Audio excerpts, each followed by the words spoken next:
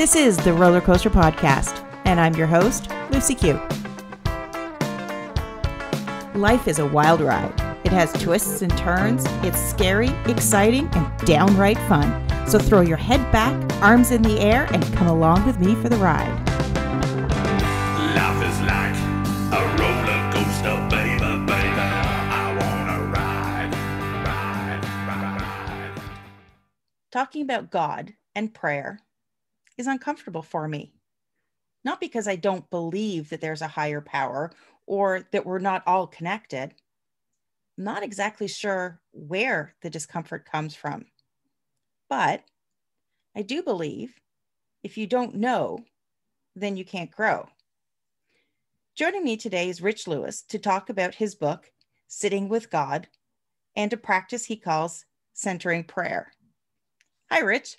Hi, thanks for having me. I appreciate it. So, as I said, I'm really out of my comfort zone here, not because I don't believe in those things that I mentioned, and I don't know if it comes down to the labels that have been applied with religion. I was raised in the Anglican church. We used to go to church on Sundays.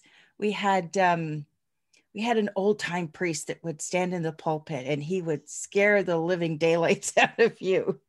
So that was sort of my early years with religion and God and Jesus and prayer. So I'm very interested in the conversation that we're going to have. And my first question is, what actually brought you to write a book about talking to God? Sure. Well, actually, I stumbled into centering prayer. I'll start there, and that'll get us to the book. I stumbled into centering prayer when I was simply perusing Amazon back in late 2013, looking for a book to read. And I came across a book by Amos Smith called Healing the Divide, Recovering Christianity's Mystic Roots. And in the book, it talked about two topics that intrigued me. One was centering prayer, and one was centering prayer, which is a silent prayer form of practice. And the reason it intrigued me is I had been interested in silence, and I had been reading books prior to that silence can be transforming and healing, but I didn't know how to practice silence. I didn't know what to do in the silence.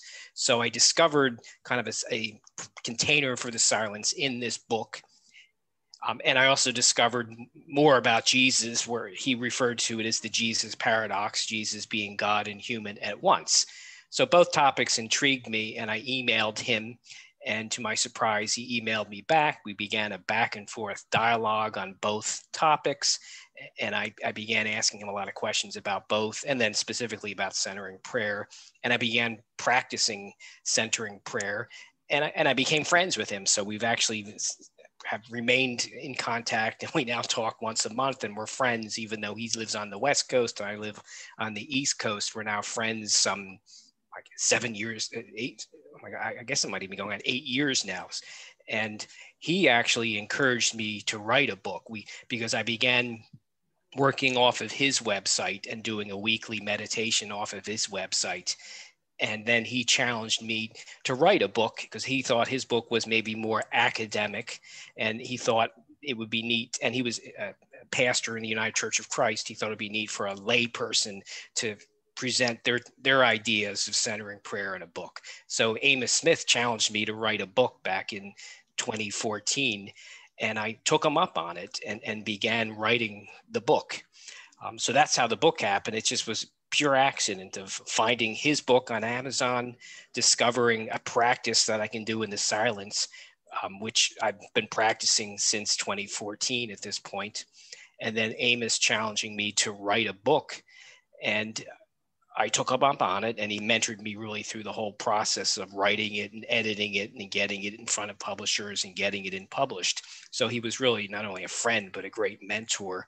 So that's why I have a book. I guess prior to that, if I had never met him, I probably never would have written a book because it was the furthest thing from my mind, I think.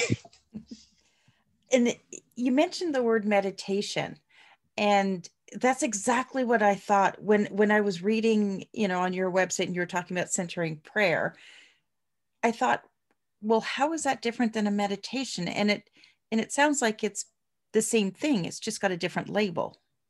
It's both. Actually, centering prayer was created actually by three Trappist monks, three Catholic priests in the early 1970s, sort of as a reaction to a lot of people were practicing transcendental meditation, and they wanted something for Christians. So they created centering prayer in the early 70s and began teaching priests, and then rolled it out to ordinary folks as well. But the difference is it's a practice, but also a relationship with God, because the purpose of centering prayer is to open to the presence and actions of God within. So doing it is the practice, but then it's really opening up to God, because I believe, and many of the centering prayer practitioners believe, God is within, and we're opening to the presence and actions of God within during this prayer. And the concept of God, whether you refer to it as God, the universe, the divine, the higher power, I think, across different modalities, that is essentially what they're teaching, is that, we have all that we need within us. And it's those, through meditation or through prayer, is how you connect with that and how you really sort of tune in to what that is. Correct. I mean, really, God is whatever word you want to use. I mean, I do some coaching. I have some coaching clients that call God higher power, which actually I think is kind of a neat term. I don't think God minds what God's called, whether it's higher power or universe or whatever you want to call God. God's beyond names, and that's what we do in centering prayers. We just sit and open to this presence. So God can be presence, silence with a capital S, higher power, HP. So it doesn't matter what we call it. It's just acknowledging that it's there and sitting with it. Right. And sitting with this higher power. In fact, you don't even have to. And that's the nice thing about centering prayer, is you may not even know what you believe, or maybe you don't even believe in God. You can still practice centering prayer, because centering prayer, is, and I'll quickly describe it, is you sit, and then with the word, so it might usually 1, 2, or 3 syllables. So maybe you use the word ocean. So you sit, you introduce the word interiorly, so you're not saying it out loud like a mantra, you're just introducing it in your mind to begin your prayer, your meditation, your silent sit, just to open to the presence and actions of God within, or higher power within, whatever you want to call it. And then whenever you engage your thought, any thoughts, meaning you begin planning what I'm going to do after my sit, or think about something you did before your sit, you reintroduce this word to bring you back to the presence and open again to the presence and actions of God within.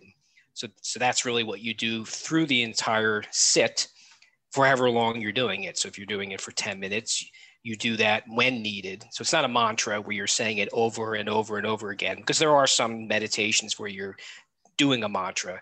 In this case, it's not a mantra. It's when needed, you use it just to bring yourself back. And then you let go of your sacred word as well. So the word that you repeat is an anchor, that when your thoughts are wandering, it kind of snaps you back into being present. Correct. That's exactly how it's used. It's kind of to bring you back to the present. It's a placeholder to bring you back, and then you let go of the word itself. And it doesn't have to be a word. Like some people are auditory people, so they use a word. Some people are physical people, so they'll use their breath. I use an image. I'm more of a visual person, so I use an interior image.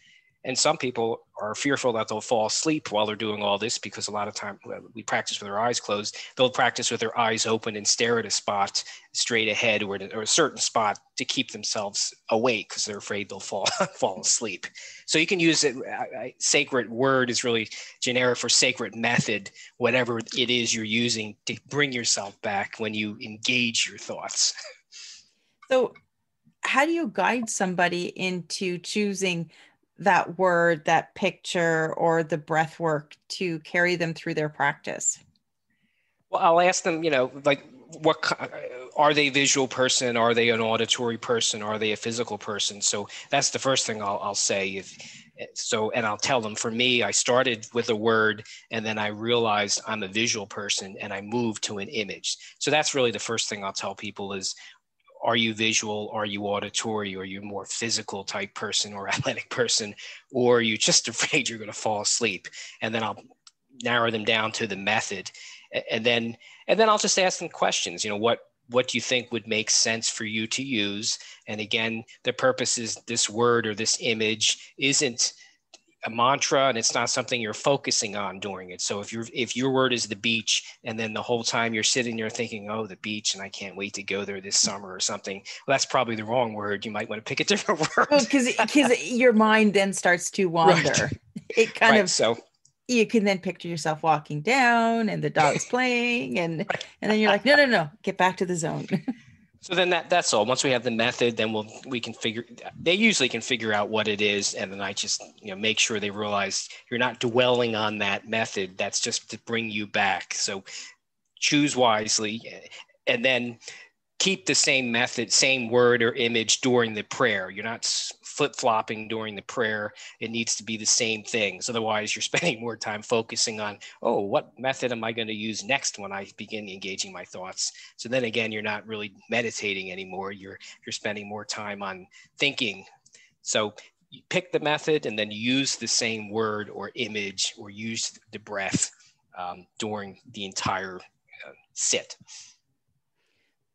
So what are the things that start to happen when you settle your mind, you settle into your practice? What happens?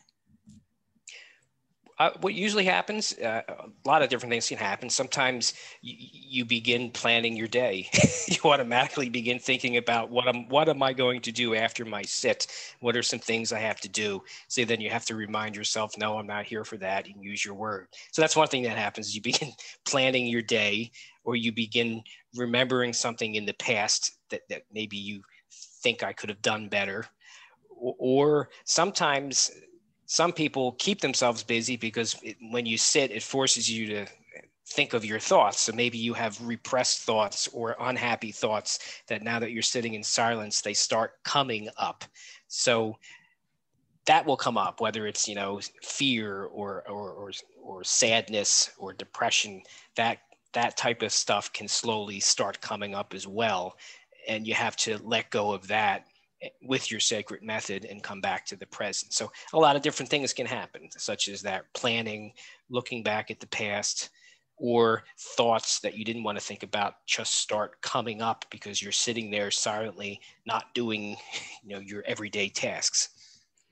So when you do finally achieve that silence, and you come out of you do your practice, say you sit there for 10 minutes and you achieve that silence, and then you come out of your practice, how does that affect you? Or, how do you change because of it? So a practice such as that, it's really a safe place to sit with God or your higher power and be healed. Or even thinking about it, when you're sitting in silence, your body holds a lot of tension and your body holds a lot of repressed thoughts. So if you keep practicing over a long period of time, you can begin to release a lot of tension in your body, and you can begin to release a lot of repressed thoughts. So outside of your practice, you might begin noticing, I'm a calmer person, I'm a more peaceful person, or I now have an ability to, just like I do during centering prayer, where I'm letting go of my thoughts and meditating. Outside of your practice, you might be better able to let go of things that aren't serving you that moment and focus on the tasks in front of you that you need to do. So this type of practice really can help you just be a calmer, more peaceful person, more focused person with your everyday tasks. So if I'm sitting there and, I found my silence, but then, yeah, as you said, a repressed memory or feeling or problem crops up,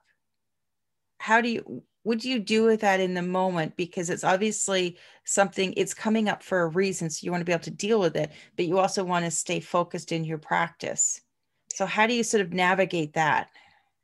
So I guess the practice itself is you do let it go, because your purpose is really just to sit with your higher power and let your higher power heal you, um, and guide you and pray in you rather than you doing all the work. So as much as possible, you are really to let go of anything that comes up. Just observe it and realize it's there, but then let it go and just return to the present moment.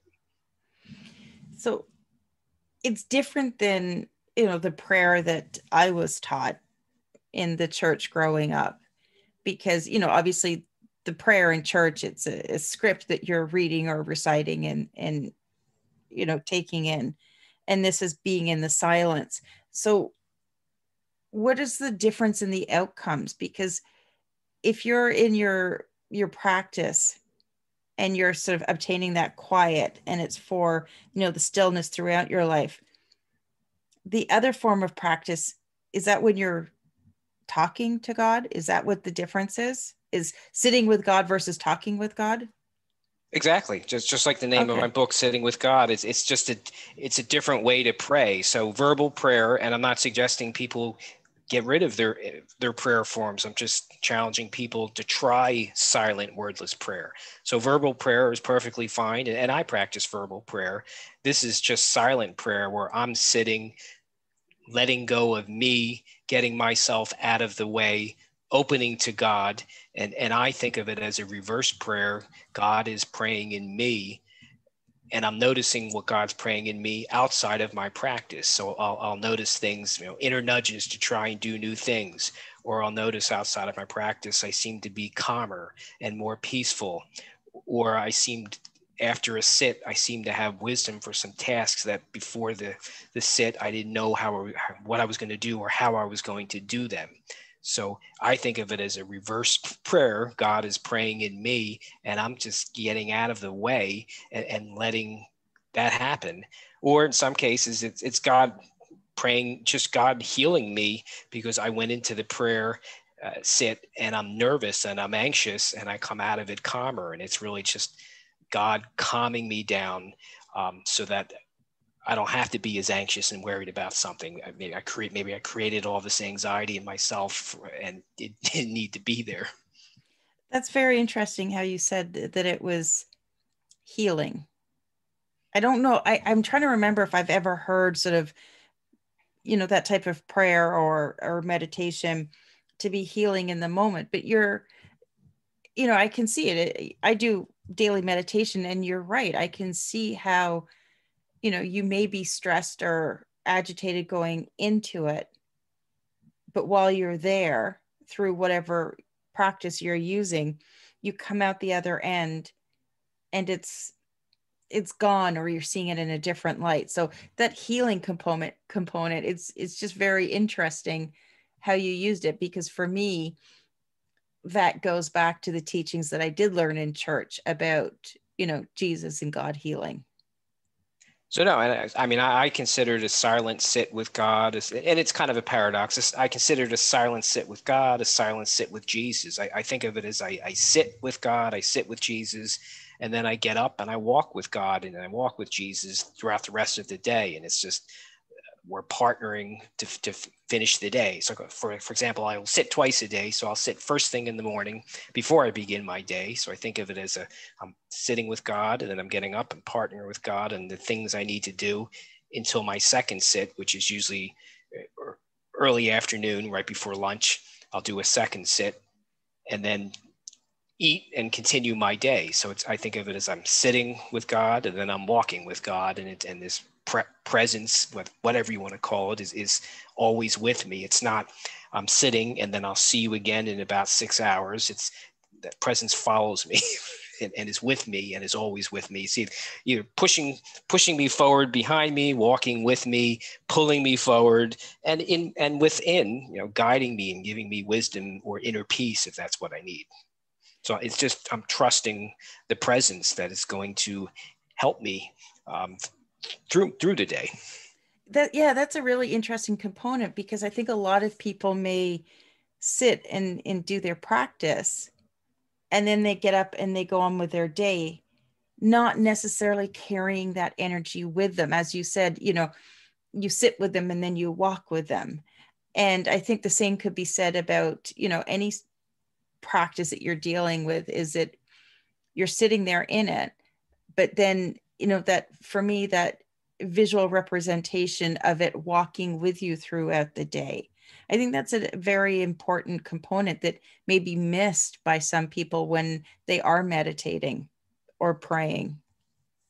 Agree. So, I mean, God, this presence is always with us, and we're never apart from him. And even though we might think it, the presence continues with us, and at any time we can reconnect. So you could do, and at times I might do a quick 1 minute silent sit. So if I have if I'm going to the doctor's office, and I hate going to the doctor's office, it always makes me anxious.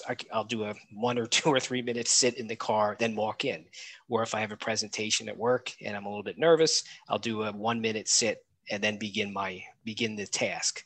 So you can always reconnect at any moment as well. Even if you're just doing a morning sit and an afternoon sit, you can do, I call them mini sits, 1 or 2 minutes, just to slow down and reconnect throughout the day when you need them. Like a coffee break sit. Right. Have a coffee. And some people do. I mean, I think some people some people incorporate coffee into their sits. So you can, have fun with your sits. I consider it like bookends of the sit, something you do before the sit, which could be having a sip of your coffee or tea, go into your sit, and then after your sit, read a book or something like that. So I like to put structure around the sit. I call them my centering prayer bookends, but many people do something before and after their meditation time. It just gives it kind of a nice structure and framework. And you have the book, but you also work with people to help with their practice. Right. I coach different types. So some people are it's something that they want to explore, but they don't even know how to start. So I help people begin, teach them what is centering prayer and help them create a practice and help them figure out, well, when should I do this and how long should I do this? And then kind of hold them accountable in a nice way so that they create, a long-term centering prayer practice. So there's those types of clients. Then there's clients that have been practicing, but they want to go deeper. They feel like there's something missing. So we might get into things such as, do you have a second sit? And we might get into journaling, and we might talk about, who is your true self? Because my site's called Silence Teaches Us Who We Are, which I believe this is exactly what a centering prayer practice will do. And for that matter, any type of contemplative practice really teaches you who you are. You get yourself out of the way and you let your true self emerge, because we have a lot of thoughts we tell ourselves that are just not true. We tell ourselves, I'm the wrong person for this task, or I can't do this, I'm too old, or I'm too young, or I'll never be able to do that. We feed ourselves all kinds of thoughts, and a practice such as this can help us let go of all of these thoughts and have our true self, who it is we really want to be, and what are we at peace with doing and exploring at this moment that we just don't do. So I talk to clients about that type of stuff too, going deeper in their practice, adding a second sit, helping them discover, who is their true self? Who is this person? What does it look like for the rest of the year? What does it look like one year out? Who do you want to be? Who is your true self? Now, is it typically people that are coming from a religious background, or do you get a whole mix of people? I get a mix. I get a mix of people. I get a mix of people coming from different backgrounds. I've gotten some priests where, like, I'll get a lot of people in ministry, and they spend so much time in ministry and servicing, and they realize, I'm not taking self-care. I'm terrible at self-care, and I'm not taking care of myself, and I'm not sitting with God, but I'm telling everybody else they should do that. So I get an interesting mix: people that are new and want to learn how to do this and need help, people that want to go deeper in their existing practice. I've gotten ministry people that say, I need help. I need you to hold me accountable, because I feel like a hypocrite because I'm telling people that God is important and they need to pray. And I'm so busy servicing and helping, and I'm not doing self-care for myself. So I help them rebalance and push them to take time for self-care. Otherwise, they're going to burn out. They're not, and it won't be any good for anybody. So it's an interesting mix that I get, and I've gotten some, as I said, some clergy that I never expected to get, and I've had some very interesting discussions with people and it's just honest. They're not taking time for self-care. And, it's funny. I thought the same thing. If anybody knew everything about prayer and was really good at prayer, you think it would be people that are in the clergy, that are priests, that are, of the practice. But you forget that, they're just like the rest of us. They have busy lives. They're so busy taking care of other people that they need that reminder that they need to take care of themselves. So it's interesting to hear that, we all face the same challenges when it comes to self-care and filling our own cup before we're trying to help somebody else. What is the best way for people to connect with you? Sure. The best place is my website. So it's silenceteaches.com is the best place to find me. And if you subscribe to my website, you'll receive my free ebook on centering prayer. So you can learn about centering prayer that way. And then if you discover, that it's something that you're more interested in, my book, Sitting with God, A Journey to Your True Self Through Centering Prayer, is on the website. So you can learn more about the book on the website. And then some people want to go further. If they're interested in coaching, I have a coaching tab, and they can schedule a call with me, and we'll talk just to see if this is something that even makes sense for them now. So I'll do what I call a free complimentary session, and we'll talk, and then together determine, is this something they want to continue, or was this enough and it's not something they want to continue? So they could coaching. And then I do a lot of speaking. So I have an invite me to speak page, and I get in front of a lot of centering prayer groups or book study groups and come to their nowadays Zoom sessions and give a talk and answer questions and listen and just have nice conversations with people. So the best place is silenceteaches.com. Okay, well, I will make sure that those links are in the show notes. And thank you so much for joining me today and helping me step out of my comfort zone to talk about God and prayer. No, thanks for having me on. I really appreciate it, and thank you for stepping out of your comfort zone. I think it was a terrific conversation. So thank you. Thanks for listening to this episode of the Roller Coaster Podcast. Want to chat or share your ideas about today's show? Pop me an email at hello@therollercoasterpodcast.com. Don't forget to connect with me on Facebook and Instagram at The Roller Coaster Podcast. Our theme song, Roller Coaster, was performed by The Lucky Setback. Audio editing by the one and only Jeff Quigley of Quigley Creative. Life is like a roller coaster, baby, baby. I wanna ride, ride, ride, ride. Life is like a roller coaster, baby.